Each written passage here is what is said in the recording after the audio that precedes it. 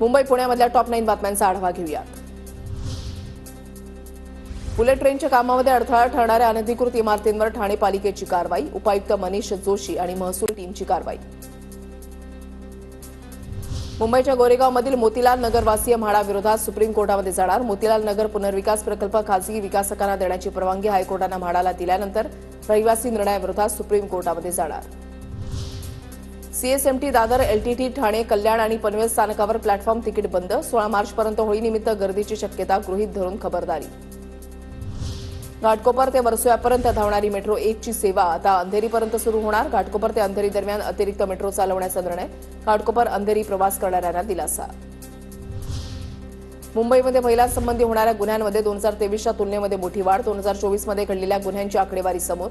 गेल्या वर्षी महिलांसंबंधी 4789 घडलेल्या गुन्ह्यांची नोंद। अत्याचार, विनयभंग आणि पॉक्सो कायद्याअंतर्गत मुंबईमध्ये दर दिवसाला 13 गुन्ह्यांची नोंद। मुंबई ते गोवा या मार्गावर धावणाऱ्या वंदे भारत एक्सप्रेसला प्रवाशांचा उत्तम प्रतिसाद। मागील 2 महिन्यांमध्ये 50,739 प्रवाशांनी केला प्रवास, मध्य रेल्वेनं दिली माहिती। पुण्यामध्ये 138 ठिकाणचं पाणी पिण्यास अयोग्य। जीबीएसच्या पार्श्वभूमीवर महानगरपालिकेकडून आतापर्यंत 7,195 ठिकाणच्या पाण्याची तपासणी। पुणे महानगरपालिकेला ठेवींवरील व्याजापोटी 201,63 लाख मिळाले। 33% निधीच खर्च करण्याची परवानगी असल्यामुळे महानगरपालिकेने निधी बँकेमध्ये ठेवला होता। होळी रंगपंचमीसाठी पुण्यामधील बाजारामध्ये नैसर्गिक रंग उपलब्ध। रासायनिक रंगांबाबतच्या जनजागृतीमुळे नागरिकांची नैसर्गिक रंगांना पसंती।